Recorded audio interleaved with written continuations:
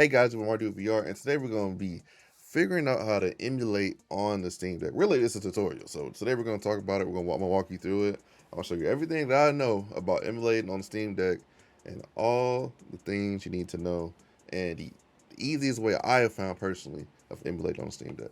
So first, we're going to introduce you to something called Emu Deck. So Emu Deck stands for obviously Emulation Deck, and this is a launcher pretty much that encompasses a bunch of different uh, technologies to do emulation, like PCX2, CMU, Yuzu. I think Ryujinx is included, and a bunch of other emulators that you can use online and stuff like that. And so this is the website for it. So just go to your Steam Deck and type in emudeck.com. I also put a link in the description below. This is their website, so play all your retro games, take care of everything, which they really do. That's actual facts. And so it also includes something called RetroArch, which is another launcher for retro games. So you can do GameCube, Wii, PlayStation 2, Sega Genesis, like pretty much all these systems right here. Um, so yeah, even PlayStation 3 and Xbox 360. So real nice, real nice. I think this was made a few months ago about by somebody. I definitely love the idea of it. It's really cool.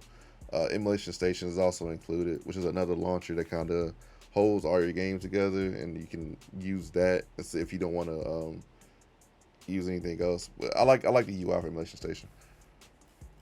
But scroll down here to download your installer. Just click download. I already have it downloaded, so I'm just gonna go to my folder, my download folder. Just double click that thing and then hit execute. And then this console is gonna pop up. Make it a little bit bigger so you can read it. So this console gonna pop up, pretty much showing you all the background download Linux stuff. And let's see, we're gonna click out of here.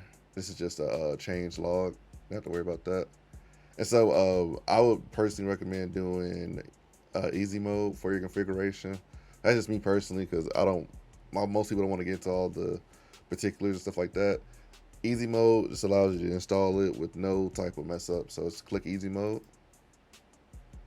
I use my internal SSD for my installation because I have 1 TB SD card or micro SD card that I use for like all my other games, my bigger games, stuff like that. So I put mine in internal. There are tutorials online that show you how to set it with an SD card, and it's not too many extra steps. But for this tutorial, we're going to use the internal. So I'm going to click OK. And so I already have everything set up, but I think it's just going to probably like right over it, so which is fine at this point. So it's going to install Steam Rom Manager, which I will show you how to use later. PCX2, the main emulators that people use, Dolphin, DuckStation, RetroArch, all that stuff. So, but I've enjoyed the emulation experience on the Steam Deck so much while I have been using it. So I've had it for about a week now, and I have played nothing but like old Soul Calibur games, Dragon Ball Tenkaichi, Dragon Ball Budokai Tenkaichi 3 on PS2 and stuff like that, and I just been enjoying it. So I'm gonna go. Okay, so open Steam ROM Manager. So Steam ROM Manager is what you use to generate. It basically links all these emulators in Steam, and so what it's gonna do is every time you open Steam ROM Manager, make sure you have Steam closed. So you really got two options. You can close Steam before you open it, which works, or you can just open it and it'll close Steam by itself automatically. So open Steam ROM Manager, and the thing's gonna open up, which is a real nice UI. And so this has all the parsers for the different emulators. So if you scroll down, they have like Nintendo, Wii U, CMU, and the different types of files for CMU. Has Dolphin, Yuzu, PlayStation has PCX2, RPCS3, PPSPP, which is the PSP emulator. Wii U, like I said before, Nintendo 64, 3DS, all the other nice things. And honestly, all these folders is just kind of telling you how to get to the ROM folders and the BIOS folders that EmuDeck creates. So speaking of ROM folders, I'm gonna show you that real fast. Also, before we get to generating the list, we go to, or actually, I don't have the folder. So I'm gonna show you guys how to get to it from just base directory. So go to home, go to emulation, and so this folder is pretty much all of EmuDeck. So you have your BIOS here and your ROMs. So if I click my BIOS folder, I already have PCX2 in there. I have Yuzu, which installs automatically. But the rest of these are files that you have to drop in yourself. So if you do the PS3 emulator, you have to drop the PS3 BIOS and the firmware thing inside of this folder. Do not put it into its own folder. Don't do right click create new folder. Don't do that. Just drop it into this folder by itself, and EmuDeck is gonna know what file goes to what because it's looking for specific files. So even in here, I have the PSP Windows executable. I have the PS2 BIOS, and I have other files in there. So just drag and drop the main system file or the firmware or BIOS files and throw them into this BIOS folder. Now PCX2 and Yuzu, I think these did it by itself because it installs with Yuzu. Well, not with Yuzu, with EmuDeck. So yeah, so the only ones that you don't have to do this for is Cemu because it installs itself automatically because it is technically a Windows program. So you don't have to drag and drop it into this folder, and I can show you that in a second. So let's go to the ROMs folder. So what EmuDeck does that I like is that it creates a folder for every emulator that you can access with, this EmuDeck situation. And so if we go to the ones that I have, like Switch, I think I scrolled past it. Let's go down some right here. So, for example, for Switch, I have Astral Chain, Kirby, New Super Mario Bros., U, Octopath Traveler. And what I pretty much did, I dropped these main ROMs into this folder, and then EmuDeck pretty much automatically, or Steam Rom Manager automatically picks it up and tells, okay, a ROM was inserted into this folder, boom, new game. And so you do this for every different emulator that you can get. So let's go to PS3. Where's PS3? Well, they have a PS4 emulator? I don't know. Anyway, they have PS3. So PS3 I have Oscar's Wrath. And so for this one, I drag and drop the actual folder itself, which includes the PS3 game and all the other stuff. So this one's a little bit different. So make sure you just drag and drop the folder because there's no particular like one ROM for a PS3 game or PS3 ROM or emulator or whatever. So back out of that one, I'm gonna show you Cemu real fast. That's the only one that's kind of different. Let's see, where's Cemu? No, Wii U. Let's go to Wii U. And so this one looks different because it installs Cemu to this directory. And so if you go into this ROMs folder, I have Legend of Zelda, Breath of the Wild, and Bayonetta 2.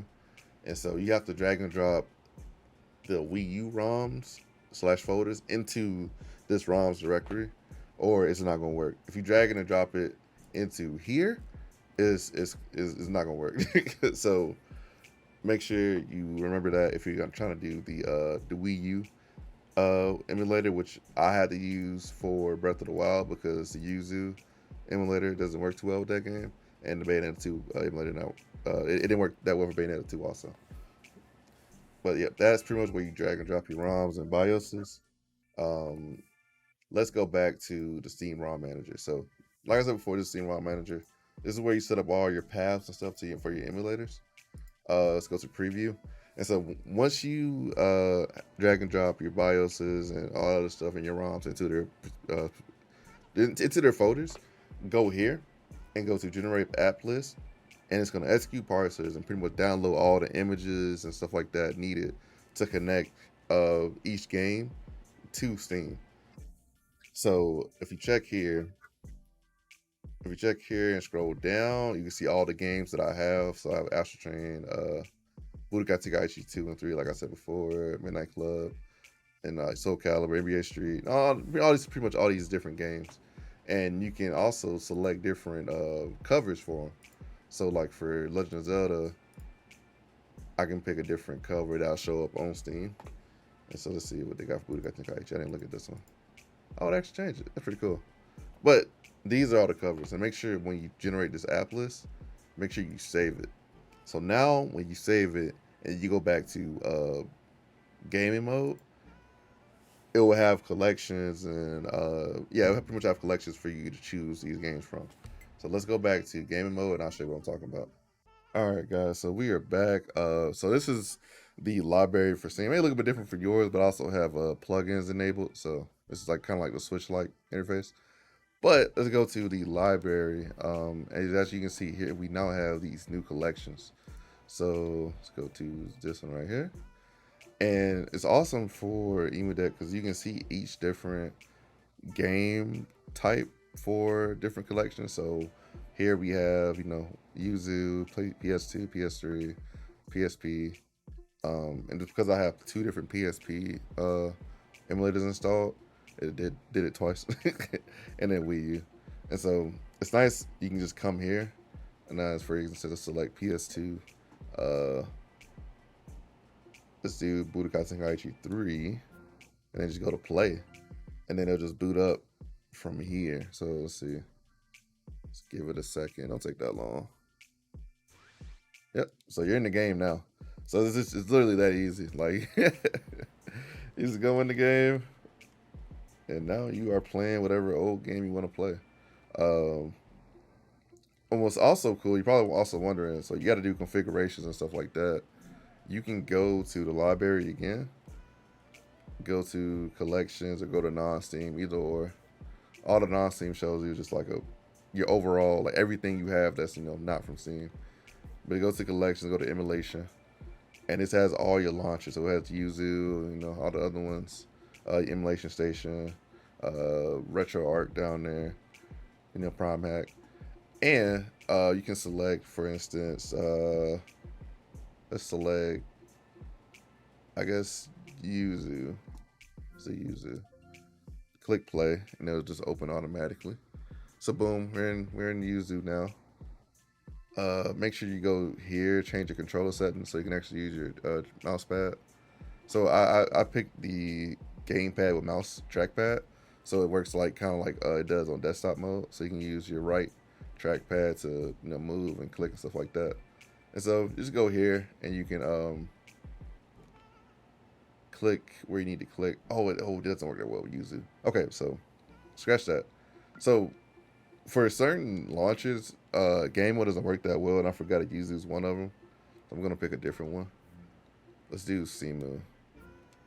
Cemu works way better on game mode.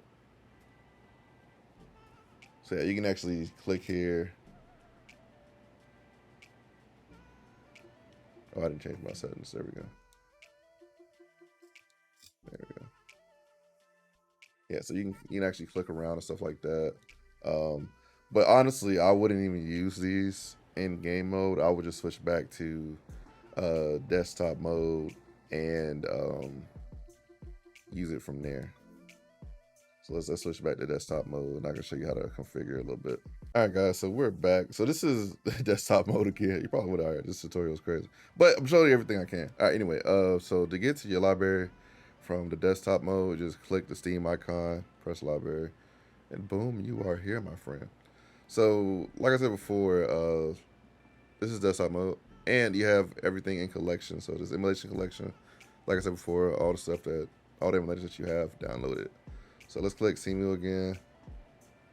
And this time we'll actually be able to configure it correctly. It was not working for some reason when I did it in gaming mode, but here it works perfectly. So you can go do your graphics packs for Cemu. You can also do, let's see, go to your options, general settings. You can set your graphics.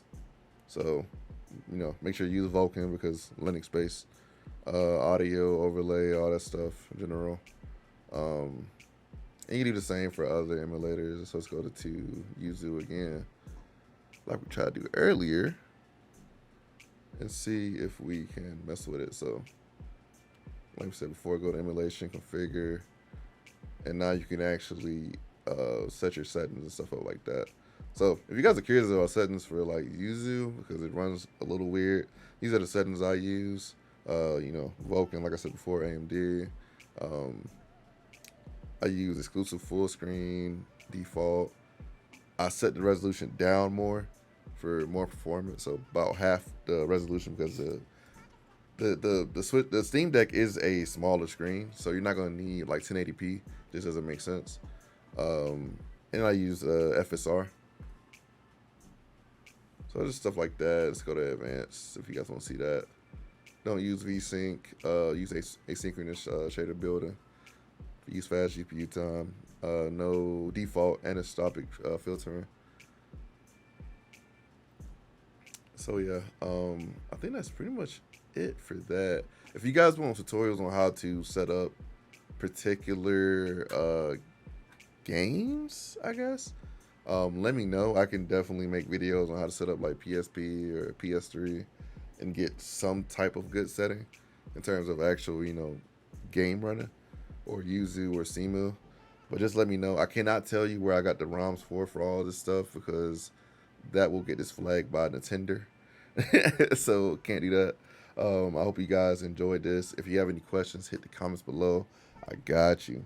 If you want to see some gameplay, I'll put it right after this outro. But it's been with Mardu VR. Follow me on Twitch, on TikTok. I've been started posting fitness videos on TikTok also. Just follow Mardu15 or Mardu VR for more game related stuff. But if you guys want to see more Steam Deck content, let me know. Definitely looking forward to posting it. I think the next video might be about just running through and showing some of the actual emulated games working. Just let me know what you guys want to see. Peace out.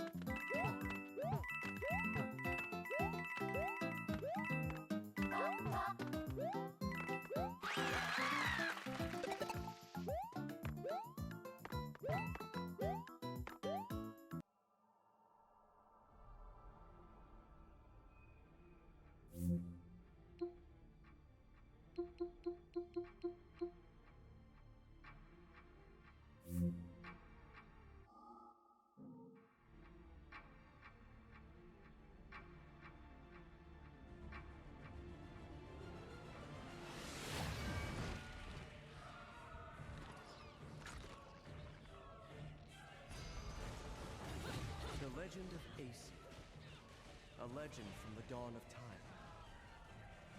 Nobody knows where the world came from. A struggle caused the trinity of realities to be split into three realms: light, darkness, and chaos. Obviously, our world was the one born from chaos. The three worlds all needed rulers, most of all ours. And the one that ruled the chaos became known as Aesir.